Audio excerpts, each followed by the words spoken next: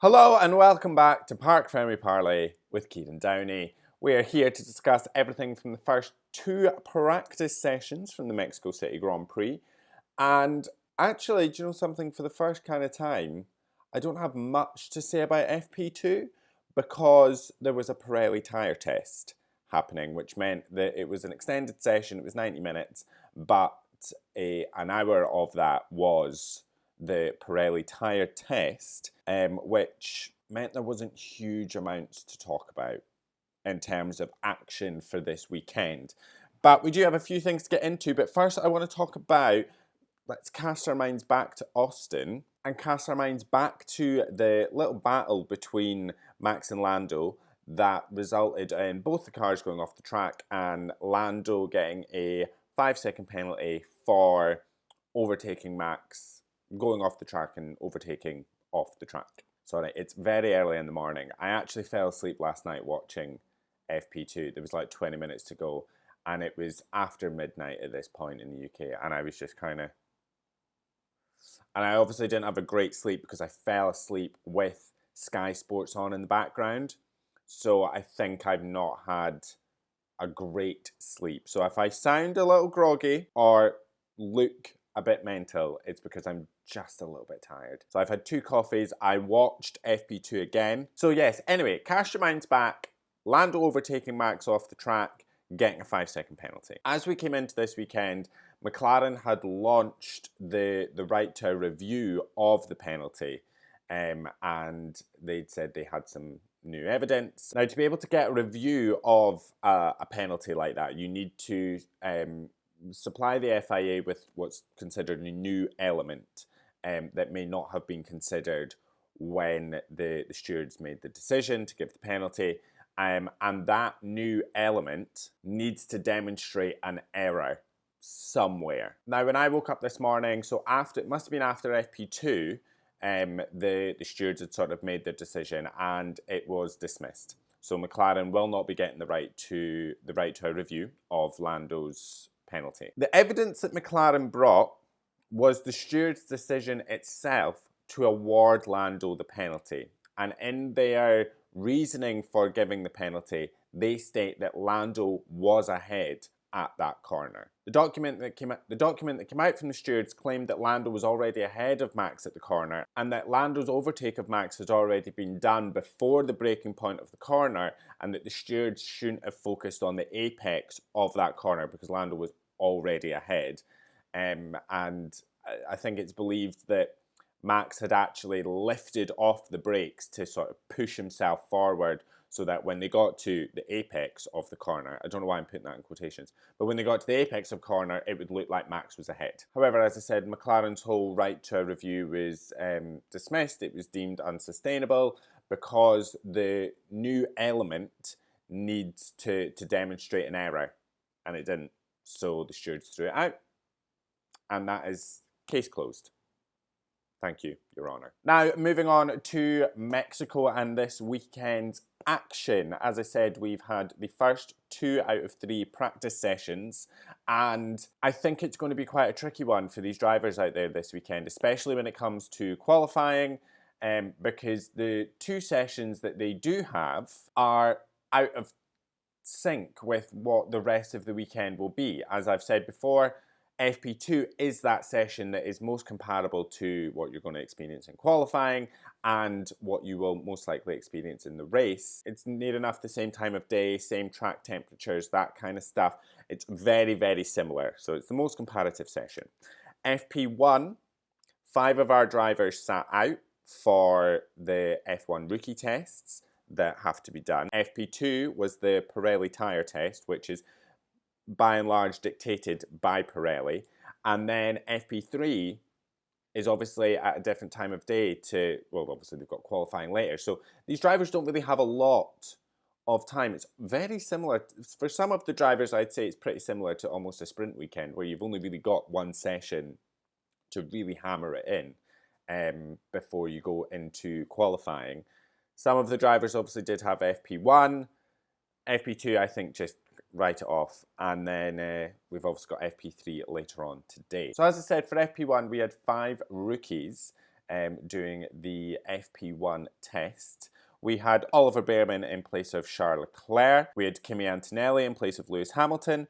Robert Schwartzman in place of Zhou Guanyu. Pato O'Ward in place of Lando Norris, and Felipe Drugovich in place of Fernando Alonso. I also want to mention quickly that we do have a special livery from Williams this weekend. It is a hark back to the early 90s. I quite like it. It's the 2024 Williams livery, but make it 90s. Make it an homage to back then, and it's got a lovely bit of yellow, so you can't really miss them out on track. FP1 was... we had quite a few red flags actually throughout both of these sessions. We had a red flag not that far into it. There was debris on the track. I think it came from Antonelli's car, and it basically called the driver's back end. So we had a little bit of a delay there. There seemed to be a bit of an issue going on down at Red Bull with Verstappen's car. There was quite heavy work going on to it, so he missed a little bit of the start of FP1. However, they did manage to get him out, get him doing some running. We had a little bit of a mix-up between Bottas and Colapinto. Bottas was trying to get ready to go into the pits. He was coming around the stadium section. I think Colapinto thought he was trying to overtake him to get ready for a sort of push lap. And Colapinto, obviously wanting to be in prime position for his own push lap, kind of defended a little bit, and I think there was just a little bit of a mix-up there. And then we got another red flag. This time the red flag was caused by a bit of a collision between Alex Albon and Oliver Bearman, which ended both of their sessions, actually put Albon into the wall. Alex was coming into Sector 2, those sort of fast corners before you go down the straight up to the stadium section. He was on a fast lap. Oliver Bearman was on a cool down lap. He was off the racing line. He was going slow. Between the two drivers, nobody's really at fault. Albon came round. I don't think he expected to see Bearman where he was. Got a little snap in the car, lost control.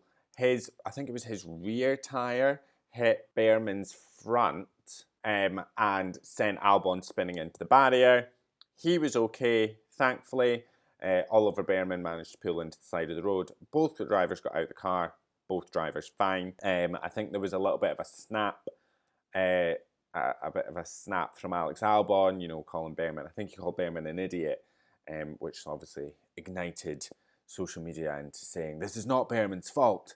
How dare you blame Bearman? And I don't think either driver's really to blame. I think it is just a very unfortunate incident that resulted in the end of both of their sessions. Obviously, it meant Charles Leclerc missed a little bit of FP2 because they had to carry out a little bit of extra work on the car just to make sure that it was all fixed.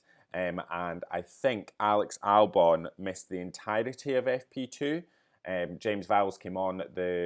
He's sort of the team principal that is on the pit wall with Sky this weekend, and he had said that quite a lot of Albon's car needed to be replaced. It needed a whole new engine, and quite a lot of significant parts did need to be replaced. So he actually missed FP2 altogether. Robert Schwartzman was obviously taking part in FP1 as well, as I said, in place of Zhou Guanyu in the Sauber.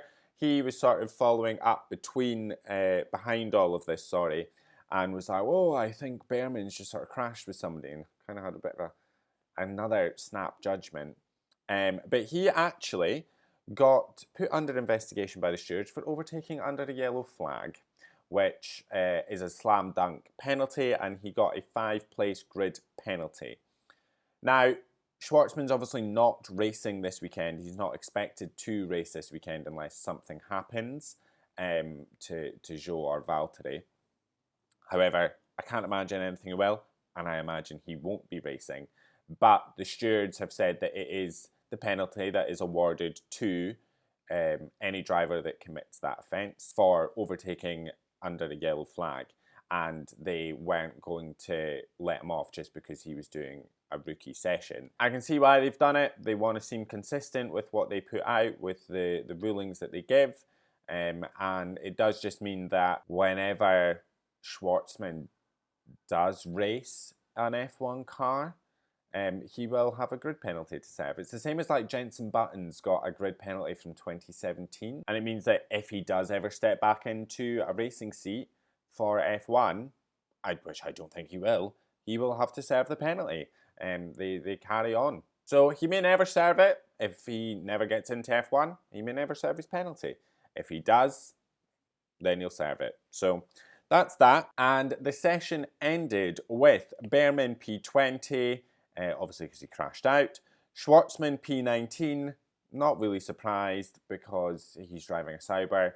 And a lot of the teams have said to the drivers, you know, don't try and do any heroics here, because we obviously have a Pirelli tyre test and then it's FP3. Like, we don't have a lot of time for the drivers that you're taking the car from to sort of get their practice in on this track. So please don't do anything stupid. So Schwartzman P19, Drugovich P18, very respectable from Pato O'Ward, who finished P13, and Kimi Antonelli, who finished P12. And topping the timesheets for FP1 was George Russell, Carlos Sainz, and Yuki Tsunoda. Well, there's that. Maybe my prediction of Yuki not getting into Q3 is now defunct. All right, moving on to FP2, which was the Pirelli tyre test session. Now, as I said, it was a 90-minute session, and an hour of that session is controlled by Pirelli. This is for them to test the tyres that will be used next year in the 2025 season. So let me just kind of break this down quickly, what a Pirelli tyre test involves. Now, each driver is given 2 sets of tyres for the tyre test, and they have to do a performance run, which is 5 laps, very similar to what you would expect in a qualifying, and a race run, which is 12 laps, and they have to do that on both tyres. So they do 4 runs total. One set of the tyres they are given is the baseline. That is what they are using right now, a 2024 tyre. The other set will be a 2025 specification to allow Pirelli to take away the data on both and make comparisons. Now, each team is allocated a compound to test, a C4, C5 or C6. The test tyres don't have compound markers on the sides of the tyres. The teams focus on the one compound that is allocated to them by Pirelli. However, there are 2 versions of each 2025 tyre, and they can be split across the team between the 2 cars. Now, as there's no C6 compound for 2024, the C5 compound is used as the baseline for that tyre. Now, here's a little breakdown of who was running what. Mercedes and Ferrari were both running a C4.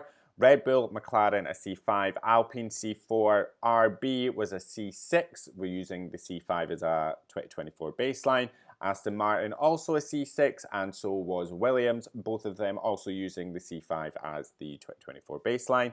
Sauber a C5 and Haas a C4. Now, the teams can't change the setups of their cars during the tyre test running, except for minor changes like flap adjustments, and Pirelli would prefer the teams do the test in an FP2 session with the setup that they ended FP1 in. But if needed, there can be setup changes if the teams notify Pirelli. This is all basically just to ensure that Pirelli can get the most data going forward, so that they can really just get all the tyres sorted for the end of year test in Abu Dhabi. That Pirelli do again with the tyres that will be used for 2025. They've obviously chosen this time of year because they're sort of further along the development with the tyres. They're ready to start getting on-track performance with them. They needed to sort of choose a race where there was going to be 3 practice sessions, because they are taking one whole practice session away from the drivers. So they couldn't choose a sprint weekend, because it just means that the drivers would have no practice for that race weekend. And they can't just leave it all the way to Abu Dhabi, because if the data that comes back from the test means they need to make significant changes, they don't really have time to do that before the 2025 season and allow the teams to do another test, because the teams are very busy developing the cars. So it means that if they find any data from this tyre test yesterday that means they want to do big changes to the tyres, they then have enough time to do that before Abu Dhabi, before they do their final test run. Pirelli is aiming to make the 2025 tyres more thermally resistant, meaning that the tyres will be less prone to overheating and there will be lower degradation on the tyres, which is something that does plague a lot of the drivers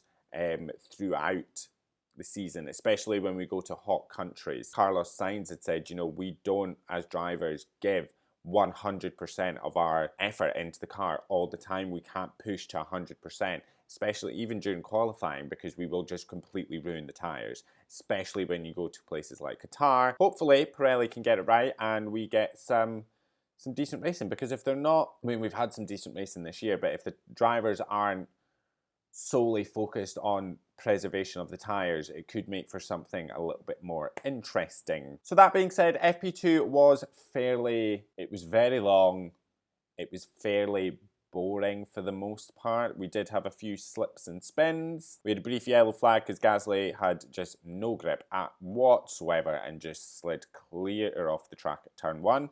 And then we did, however, get a red flag. George Russell did crash the car into the barriers. He was going through turns 7, 8, and 9. At turn 8, he took a little bit too much of the curb, bottomed out the car, lost the rear of the car, and just spun and went straight into the barriers. I think I seen Toto Wolff saying somewhere that the impact of the crash was around 35G, which is mental, to be honest, and I'm not surprised that George went to the medical bay just to get checked over. He is thankfully okay. Now, it's not exactly what Mercedes would want, because even though it is a tyre test that's happening right now, the team can still kind of gather information and the driver can begin to get used to the track. There is data there that could be collected, and it's just a shame that Russell's not going to get that and Mercedes aren't going to get that, and it's also not what Pirelli needed to have one of the drivers crashing on a tyre test. So yeah, not great. But apart from that, oh, Max. Max is having issue with his car. He was out on track saying that there seemed to be some sort of weird noise coming from the engine. GP was like, I don't think everything seems to be all right. He reported it again. They boxed the car. He was wheeled into garage and he didn't come back out. So he didn't set a time at all. Both him and Alex Albon didn't get any time set in FP2. And hopefully they can get the issue fixed, something with the power unit. Hopefully they can get it fixed before FP3. And that is everything from practice this weekend. We've got FP3 coming up later on this evening UK time, obviously. And then qualifying starts at 9, I believe. So we'll be back tomorrow morning with our full breakdown from qualifying. Very excited. I think there's quite a few drivers that are sort of out of position. Again, Yuki Tsunoda finishing P3 in FP2. Again, I don't know how much you can really read into that because it's an FP1 session which isn't compatible, and it's a Pirelli tyre test for FP2. So we'll see what happens FP3, and I'm looking forward to qualifying. I think we might have quite a mixed grid on our hands, to be honest with you. But that is everything from us. We will see you after qualifying. Enjoy the rest of your day. I love ya. Bye.